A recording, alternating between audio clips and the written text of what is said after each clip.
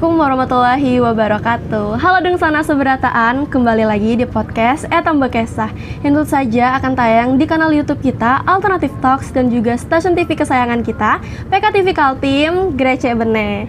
Bersama dengan saya Hana, sekarang kita sedang berada di atas Sungai Mahakam yang menjadi salah satu ikon dari Kutai Kartanegara juga. Tentu saja dengan narasumber kita yang gak kalah luar biasa pada siang hari ini, seorang penggiat budaya dan juga orang yang secara konsisten sejari dulu dalam upaya pelestarian budaya, khususnya budaya Kutai Kartanegara. Nah, beliau adalah Bapak Awang Rifani. Halo Pak, selamat siang. Selamat siang. Gimana kabarnya Pak? Alhamdulillah sehat-sehat. Oke Pak, sebelum kita mulai dalam sesi diskusi kita Pak, mungkin bisa diperkenalkan dulu sebenarnya sosok Pak Awang Rifani ini sosok siapa sih Pak? Gitu, perkenalan ke penonton kita gitu Pak. Ya, saya Awang Rifani, akademisi di FISIP Unikarta. Saya juga pegawai negeri di Dinas Pendidikan dan Kebudayaan Kabupaten Kutai Kartanegara, bidang kebudayaan. Sehariannya juga penggiat budaya, seni, sejarah. Oke, kalau akhir-akhir ini lagi ngapain nih Pak kira-kira? Ya, karena saya juga terlibat di kepanitiaan Erau, ya tentunya ngurusin semua hal yang berkaitan dengan persiapan Erau. Oke, nah Pak, kita sudah singgung sedikit tentang Erau. Nah, nih, Pak, sebenarnya kalau misalnya untuk Eraunya ini sendiri, boleh tahu sih Pak, Eraunya ini apa Pak sebenarnya? Erau itu sebenarnya adalah kebiasaan orang Kutai, ya kalau ada event-event tertentu, apakah misalnya di kampung atau tingkat yang lebih besar, itu mereka mengadakan kalau di Jawa itu kenduri atau selamatan. Nah, itu biasanya disebut Erau gitu. Nah, hari ini yang setiap tahun secara konsisten melakukan Erau itu adalah Kesultanan Kutai.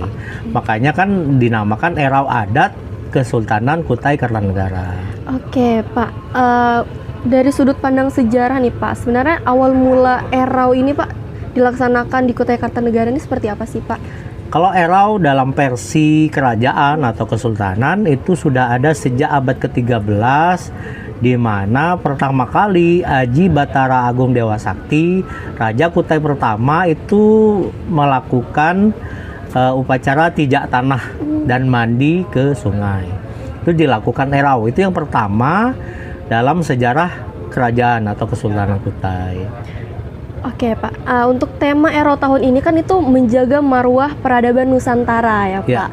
Nah, kalau untuk menjaga marwah peradaban itu sebenarnya tuh dari sisi yang seperti apa sih Pak dari Erau ini? Jadi gini, karena Kutai ini sudah eksis sejak abad kedua Masehi, kemudian mengalami masa-masa keemasan di abad keempat, di masa Maharaja Mulawarman. Nah, sampai hari ini itu kita lestarikan kebudayaan yang dari sejak abad-abad pertama itu gitu.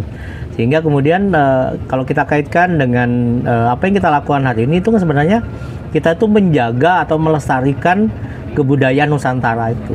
Oke, tapi kalau dalam rangkaian kegiatannya Pak, sebenarnya Erau ini dilaksanakannya seperti apa sih rangkaian kegiatan di dalamnya Pak? Jadi ada Erau, ada pra-Erau. Oh, ada pra-Eraunya juga ya jadi, Pak? Yang disebut Erau itu ketika Tihang Ayu didirikan sampai Tihang Ayu direbahkan Erau. Nah, adapun kegiatan sebelum dan setelah itu yang namanya adalah pra-Erau dan pasca Erau. Nah, pra-Erau itu banyak sekali, misalnya mulai dari Titi Bende. Titi Bende itu keliling memberitahukan kepada masyarakat atau rakyat bahwa sultan atau raja akan mengadakan Erau. Nah, kemudian ada upacara beluluh sultan. Nah, beluluh ini adalah beluluh awal untuk membersihkan jiwa raga sultan.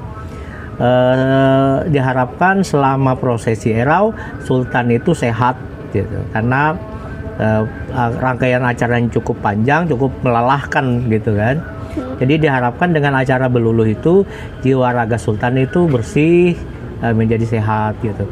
Nah, kemudian dilanjutkan dengan menjamu benua.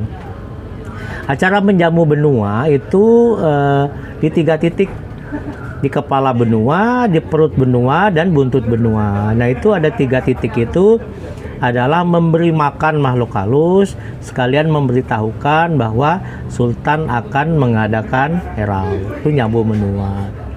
Nah, kemudian ada merangin malam 1, malam 2, malam 3. Ini semuanya kegiatan ini adalah praerau. Oh, masih praeraunya. Praerau. Jadi merangin malam itu juga adalah untuk mengundang, karena Sultan itu atau Raja Kutai itu tidak hanya berkuasa atas manusia di seluruh tanah Kutai, juga berkuasa atas semua makhluk ya, termasuk makhluk halus. Jadi diundang juga gitu, diberitahukan bahwa raja atau sultan itu akan mengadakan erau gitu, ada mengadakan erau. Supaya juga tidak mengganggu manusia saat pelaksanaan erau itu gitu. Itu ada merangin malam 1, malam 2, malam ketiga. Nah, malam ketiga tuh malam ini, malam Minggu ini dirangkaikan dengan ngatur dahar.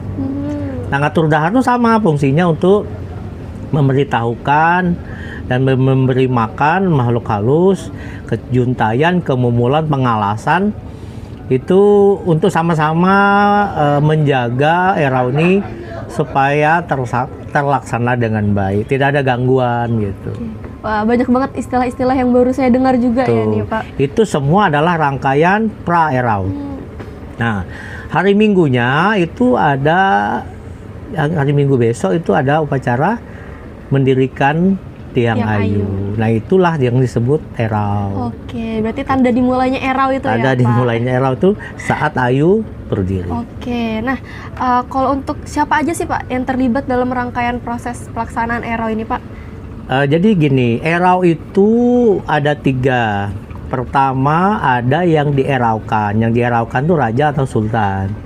Kemudian ada yang mengeraukan. Yang mengeraukan itu adalah kerabat kesultanan. Jadi Aji, Awang, Dayang, Ence itu kerabat kesultanan. Kemudian ada yang erau. Yang erau itu seluruh rakyat di Tanah Kutai. Tanah Kutai itu adalah wilayah Kesultanan Kutai, wilayah adat Kesultanan Kutai yang meliputi 8 kabupaten kota di Kalimantan Timur. Wah, oke. Gitu. Nah, kalau untuk nilai-nilai budaya yang paling menonjol nih Pak, yang ditonjolkan dalam erau ini sebenarnya nilai yang seperti apa sih Pak? Jadi ada 3 pilar kebudayaan di Kutai Kartanegara. Pertama adalah kebudayaan kesultanan ya. Nah, itu akan nampak semua di acara erau ini. Yang kedua adalah acara atau budaya pedalaman. Ini juga nanti akan tampil di panggung-panggung seni selama erau. Kemudian ada kebudayaan pesisir atau kebudayaan Melayu. Ini juga nanti akan ditampilkan di panggung-panggung selama prosesi erau. Nah, 3 kebudayaan inilah yang nanti akan dipersembahkan, akan dimunculkan, akan ditonton oleh banyak orang yang datang ke upacara erau ini. Oke, nah Pak, ini kan kita nih dalam ranah modernisasi dan juga globalisasi ya Pak. Bagaimana sih Pak caranya agar bisa terus mempertahankan tradisi Kutai ini? Langkah apa sih yang diambil selama ini Pak untuk menjaga kemurnian lah dari tradisi kita ini Pak? Ya, dokumentasi itu penting. Dokumentasi, penulisan. Nah, selain itu juga hal-hal itu yang berkaitan misalnya bagaimana kebudayaan ini bisa dinikmati atau juga dilakukan oleh generasi berikutnya. Regenerasi ini kan penting supaya mereka juga ikut mengapresiasi, memahami, juga menjadi pelaku seni di situ. Jadi kalau misalnya saat ini seringkali kebudayaan tradisional itu cuman dilakukan oleh kaum tua. Nah, kita harus membiasakan kemudian anak-anak muda kita untuk terlibat supaya mereka kemudian menjadi mengambil estafet pelestari kebudayaan berikutnya. Oke, nah Pak, tadi kan menjadi estafet ya Pak. Bagaimana sih sebenarnya erau ini bisa menjadi jembatan bukan cuma untuk Kutai Kartanegara, tapi kan katanya tadi untuk Nusantara nih Betul. Pak. Bagaimana caranya untuk memperkuat identitas kebudayaan Nusantara ini Pak? Ya, kan ketika erau ini dilaksanakan kan kita juga mengundang kabupaten lain, kota lain se-Kalimantan Timur. Selain itu juga kadang datang utusan-utusan kesenian dari daerah-daerah lain. Nah sebenarnya Erau ini menjadi jembatan merajut kebinekaan dan kebudayaan Nusantara. Oke, jadi bukan cuman masyarakat Kalimantan aja ya Bukan, Pak gitu. jadi kan juga setiap Erau itu kan banyak yang datang untuk menyaksikan, terutama orang-orang yang ingin menyaksikan kebudayaan yang unik yang hanya dilaksanakan setahun sekali. Nah, oke Pak, untuk pesannya Pak dari Erau ini apa sih yang ingin disampaikan kepada masyarakat Indonesia melalui perayaan Erau tahun ini? Ya, Erau itu kan berdampak keseluruhan ya, karena UMKM juga terlibat karena selama Erau banyak pengunjung, kemudian mereka berjualan. Artinya kan Erau ini kan multiplier effect ya pada masyarakat ya. Masyarakat juga dapat hiburan gitu kan.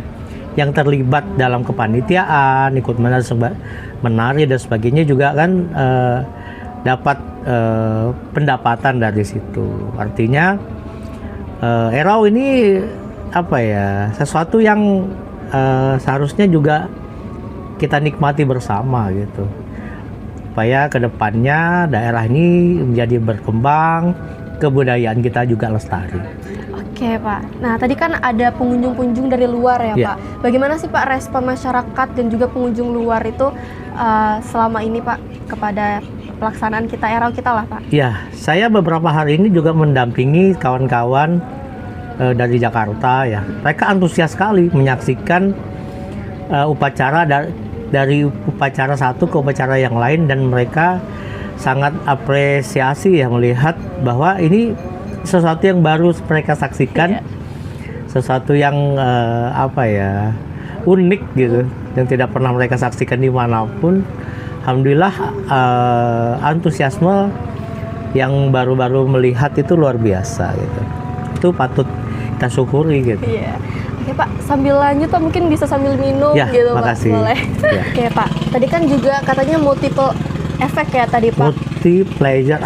Multiplayer effect. Nah itu kan juga berarti ada banyak sekali orang-orang yang terlibat dalam perayaan Erau ini. Dan juga terkena dampaknya lah Pak. Ya. Apakah ada dampaknya nih Pak, khususnya di sektor pariwisata dan juga ekonomi kreatif di Kutai Kartanegara bagaimana Pak? Ya pastinya semua berdampak. Karena juga gini, selama perayaan Erau itu kan hampir seluruh OPD atau dinas-dinas itu kan terlibat di situ. Kalau misalnya Dispora itu mereka mengadakan lomba olahraga tradisional gitu kan. Kalau instansi lain juga terlibat dalam lomba-lomba yang lain saja. Seperti dari Sempakat Korongkutai mereka mengadakan lomba nasi sanga, nasi goreng, dan lomba-lomba yang lain gitu. Alhamdulillah kan artinya semua antusias menyambut Erau ini. Iya, ini juga jadi hal yang sangat ditunggu-tunggu karena Ya, memang setahun sekali betul. gitu ya kan Pak. Ada banyak orang yang terlibat. Betul. Dalam rangkaian itu kan ada juga acara yang ditunggu nih Pak. Misalnya kayak belimbur. Nah, itu betul. kayak mana tuh Pak sistemnya? Belimbur ini kan hal yang baru juga nih Pak didengar. Betul.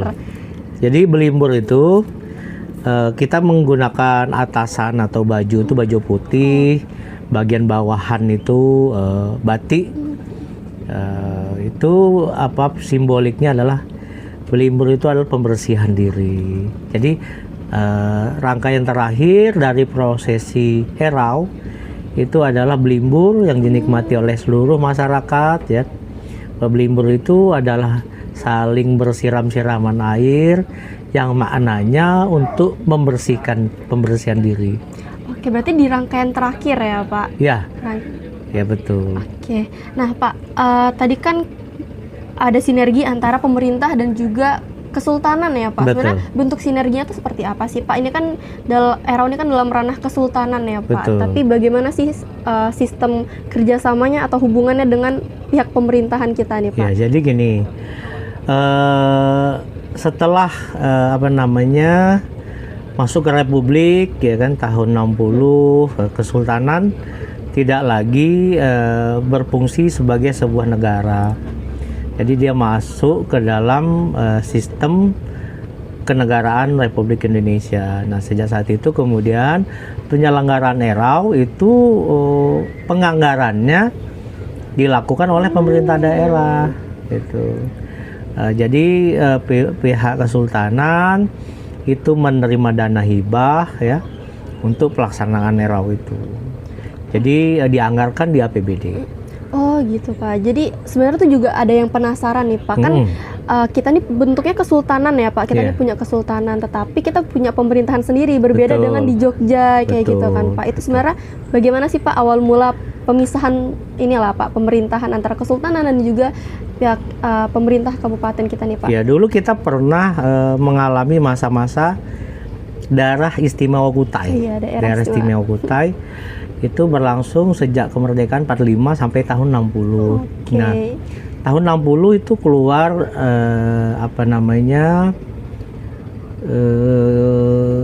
saya lupa instruksi presiden atau apa ya, yang menyatakan Swapraja atau kerajaan-kerajaan itu dihapuskan dan dimasukkan menjadi wilayahnya menjadi substruktur dari negara Republik Indonesia. Yang terakhir itu yang masih bertahan itu Jogja. Itu juga satu-satunya Swapraja yang masih diakui dalam sistem kenegaraan Republik Indonesia saat ini. Seluruh kerajaan yang lain itu kan sudah disatukan wilayahnya ke dalam Republik Indonesia gitu. Dia tidak tersendiri tetapi dimasukkan dalam sistem kenegaraan. Nah, kalau Jogja itu dia dalam hukum kenegaraan kita kan daerah istimewa. Jadi yang menjadi gubernur itu adalah Sultan Sri Sultan Hamengkubuwono. Yang menjadi wakil gubernur itu adalah kepala wilayah Kadipaten Sri Paku Alam. Jadi dia sistem itu diadopsi ke dalam daerah istimewa Yogyakarta. Oke, nah itu teman-teman. Jadi memang daerah Kutai ini sempat menjadi daerah istimewa ya kan Pak untuk teman-teman sampai yang tahun 60. Oh, sampai tahun 60. Sampai tahun 60 Sultan itu tetap menjadi kepala wilayah. Kepala wilayah Kutai pada waktu itu kan. Tahun 60 kemudian Kutai ini dipecah 3. Ada Kabupaten Kutai, ada Kota Praja Samarinda, dan Kota Praja Balikpapan.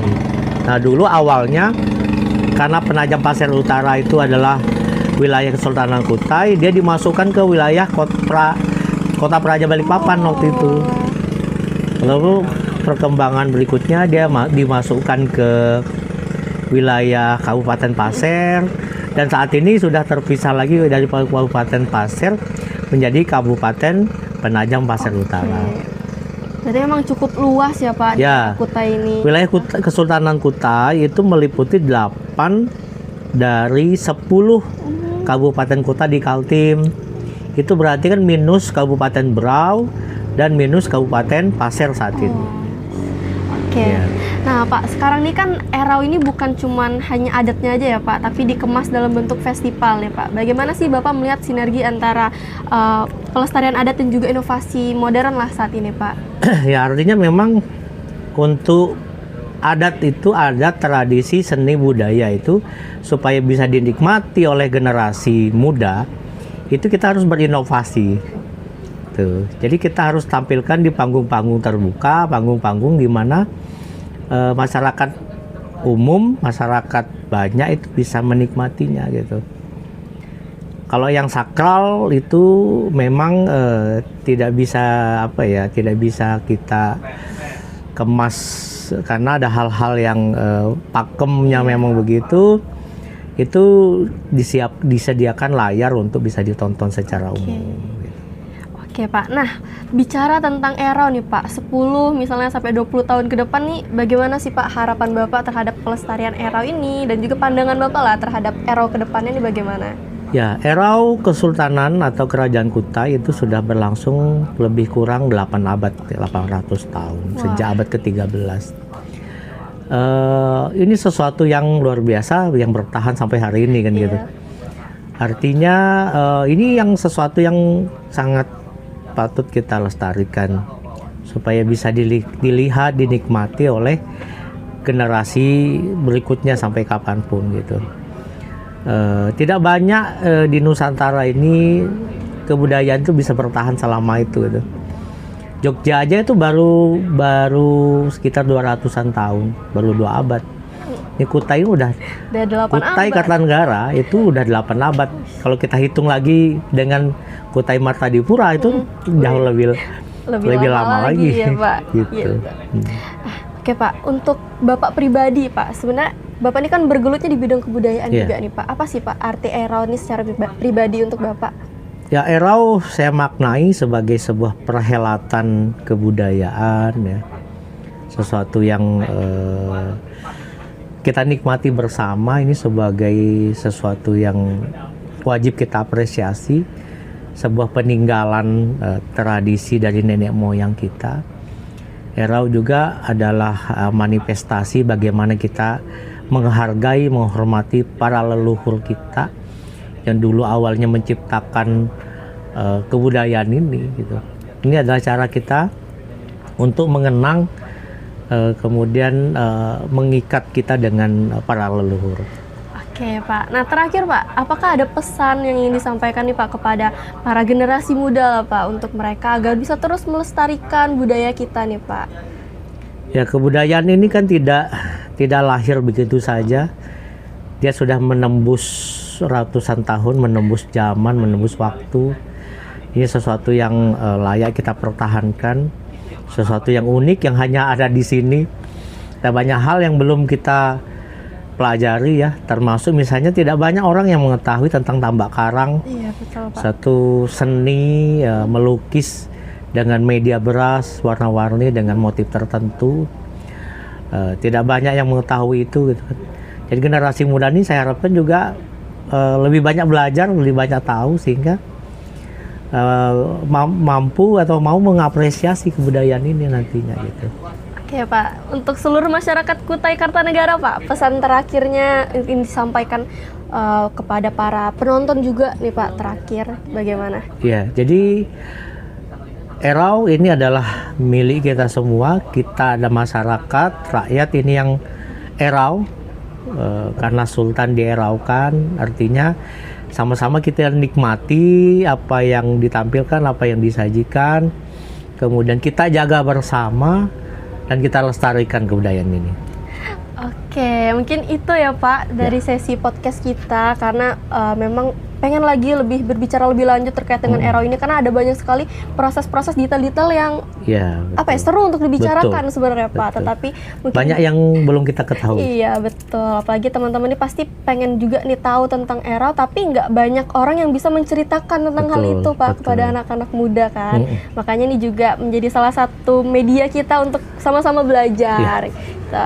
Nah, jadi untuk teman-teman juga yang ingin terus melestarikan budaya kita, jangan lupa untuk terus kepo, penasaran, dan juga mencari tahu sebenarnya bagaimana sih jati diri budaya kita ini, gitu. Khususnya untuk anak-anak generasi muda di Kutai Kartanegara itu sendiri, gitu. Nah, mungkin itu adalah sesi terakhir dari podcast kita pada episode kali ini, yaitu dari Mahakam untuk Nusantara, menjaga marwah lewat budaya. Dengan saya Hana, kami pamit undur diri. Wassalamualaikum warahmatullahi wabarakatuh.